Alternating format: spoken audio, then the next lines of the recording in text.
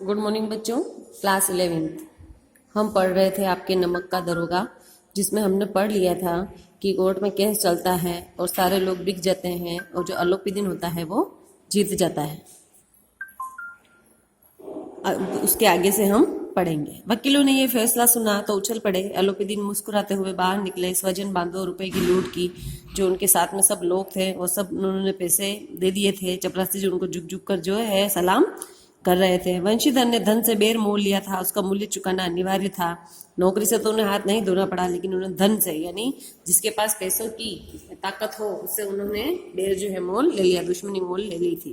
कठिनता से एक सप्ताह बीता होगा कि मुअत्तली का परवाना आ पहुंचा।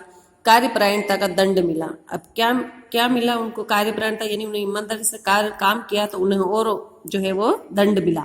बेचारे भग्न हृदय, शोक और खेद से व्यथित घर का चले बूढ़े मुंशी जी तो पहले से ही कुड़बुड़ा रहे थे। यानी उनके जो पिताजी थे उन्होंने तो पहले ही बताया था कि तुम रिश्वत लेना ही पड़ेगी, नहीं तो ये जीवन जो है चलने वाला नहीं है। और जब उन्हें पता चला कि ऐसा हुआ है तो वो बहुत क्रोधित हो रहे थे। हम तो कलवार और कसई के तगादे सहे बुढ़ापे में भगत बनकर बैठे और वहां बस यही सुख की तनखा। हमसे भी तो नौकरी की है और कोई ओहदेदार नहीं थे, लेकिन काम किया, दिल खोलकर किया और आप ईमानदार बनते चले हैं। घर में चाहे अंधेरा हो, मस्जिद में अवश्य दिया जलाएंगे। यानी हमारे पास चाहे कुछ है या नहीं है, लेकिन हम भलाई का काम जरूर करते जाएंगे। खेद ऐसी समझ पर बहुत दुख हुआ मुझे कि घर में तो कुछ है नहीं और ये ईमानदारी बताने चल रहे हैं। पढ़ना लिखना सब अकारत गया। इससे थोड़े ही दिनों बाद जब वंशीधर इस दूरावस्था में घर पहुंचे, बूढ़े पिताजी ने समाचार सुना तो सिर पीट लिया। बोले, जी चाहता है तुम्हारा अपना सिर फोड़ लूं। बहुत देर तक पछता कर हाथ मलते रहे। क्रोध में कठोर बातें भी कही। यदि वंशीधर वहां से टल न जाते तो अवश्य यह क्रोध विकट रूप धारण कर लेता। यानी वंशीधर वहां से हट गए, उनके पिताजी तो है जो कुछ न कुछ कर जरूर देते।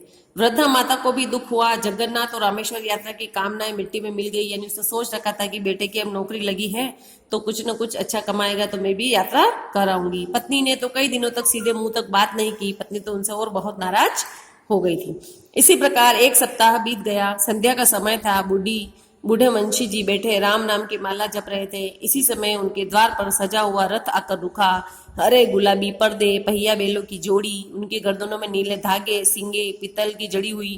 कई नौकर लाठियां कंधों पर साथ रखे। मुंशी जी अगवानी को दौड़े। देखा तो पंडित जी आरोपी दिन झुक कर दंडवत की और लल्लो चप्पो की बातें करने लगे। उनके पिताजी को उन्होंने प्रणाम किया और बातें करने लगे। हमारा भाग्य उदय हुआ जो आप हमारे द्वार पर आए। उनके पिताजी ने उनको कहा, हमारे पूज्य देवता, आपको कौन सा मुंह दिखाएं? मुंह में तो कालिक लगी हुई है, किंतु क्या करे, लड़का अभागा कपूत है।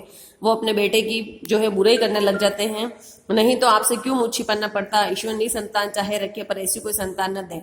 जो वंशीधर के पिता है वो आलोपीदीन के सामने ये सारी बातें कहते हैं। आलोपीदीन ने कहा, नहीं भाई साहब, ऐसा न कहिए। मुंशी जी ने चकित होकर कहा, ऐसी संतान को और क्या कहूं?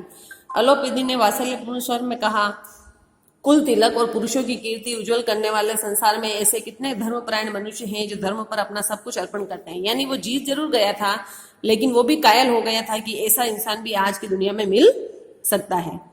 पंडित आलोपीदीन ने वंशीधर से कहा, दरोगा जी, इसे खुशामद न समझिए। खुशामद करने के लिए मुझे इतना कष्ट उठाने की जरूरत नहीं। यानी पैसा है तो मैं किसी के घर खुशामद करने की जरूरत भी मुझे नहीं है। उस रात को आपने अपने अधिकार के बल से मुझे हिरासत में लिया, किंतु मैं आज स्वेच्छा से आपकी हिरासत में हूँ। स्वेच्छा यानी अपनी इच्छा से। मैंने हजारों रईस और अमीर देखे, हजारों उच्च पदाधिकारी का काम पड़ा, किंतु मुझे परास्त किया तो केवल आपने। यानी इतने बड़े बड़े लोगों से पल्ला पड़ा, लेकिन मैं किसी से हारा नहीं। मैं हारा हूं तो सिर्फ आपसे। मैं भले कोर्ट में जीत गया हूं, लेकिन इनसे हार चुका था, क्योंकि ये कोर्ट तक इसको घसीट कर ले गए थे। मैंने आपको अपना और अपने धन का गुलाम बनाकर छोड़ दिया। मुझे आज्ञा दीजिए कि आपके लिए मैं कुछ विनय करूं। वंशीधर ने आलोपीदीन को आते देख कर उठकर सत्कार किया, पर किंतु स्वाभिमान सहित। समझ गए कि यह महाशय मुझे लज्जित करने और जलाने आए हैं। वंशीधर को ऐसा लगा कि ये मुझे जलाने और हम मेरा जो है अपमान करने के लिए मेरे घर पर आए हैं। क्षमा प्रार्थना कर चेष्टा नहीं की, वरन उन्होंने अपने पिता की ये ठकुर सूती की बात असह्य से प्रतीत हुई। पंडित जी की बातें सुनी तो मन की मेल मिट गए। पंडित जी की ओर उड़ती की हुई दृष्टि से देखा, सद्भाव झलक रहा था। यानी उन्हें लगा कि ये अपमान करना है, लेकिन वो अपमान करने नहीं, उसको उसकी प्रशंसा करने के लिए वहां पर आए थे। गर्व से अब लज्जा के सामने सिर झुका दिया, शर्माते हुए बोले, यह आपकी उदारता है जो ऐसा कहते हैं। मुझसे जो कुछ अविनय हुई उसे क्षमा कीजिएगा। अगर मैंने कुछ गलत किया है तो आप मुझे माफ करना। मैं धर्म की बेड़ी में झगड़ा हुआ था, नहीं तो वैसे मैं आपका दास हूँ कि मैं अपने धर्म में मैं जो काम मुझे दिया गया है सरकार की तरफ से मैं उसको धर्म से ही करना चाहता था, इसलिए नहीं तो मैं आपका अपमान नहीं करता। जो आगे होगी वह मेरे लिए सिर माथे पर। अलोपीदी ने विनीत भाव से कहा, नदी तट पर आपने मेरी प्रार्थना नहीं स्वीकार की, किंतु आज स्वीकार करनी पड़ेगी। अब वो उनसे कुछ कहने आए थे।